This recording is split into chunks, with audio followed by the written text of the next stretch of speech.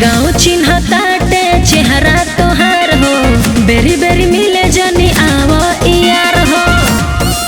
अरे चिंता मत कर, हमर गाँव चिन्ह ताटे चेहरा तोहार हो, बेरी बेरी मिले जनी आवो यार हो। डर लागे कोनो मार दी जान से। सुना काटा लेके चली गमछी में बांध के, बोल दी कौन अहिरान के।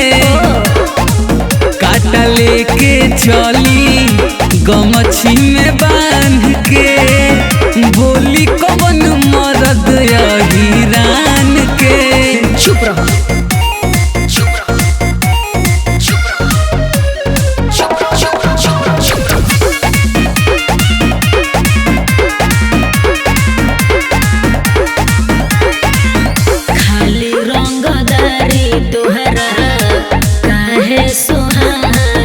खानदानी हो बाइक लेके ढूक जाला हमारा मोहल्ला।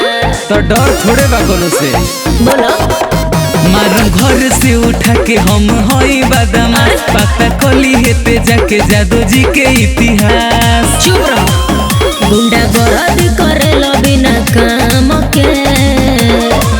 काटा लेके चली गमछी में बांध के, कवन बोले मर्द अहिरान के। ज्यादा मत बोलो। काटा लेके चली गमछी में बांध के, बोल दी कवन अहिरान के। अरे जाना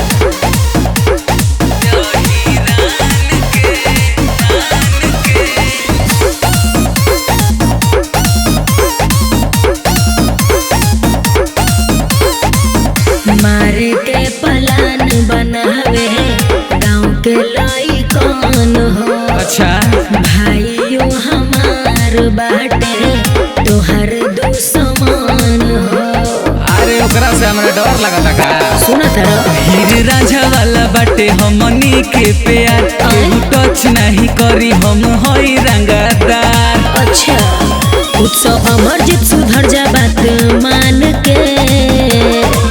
काटा लेके चली गमछी में बांध के, बोल दी कवन अहिरान के। ओहो काटा लेके चली गमछी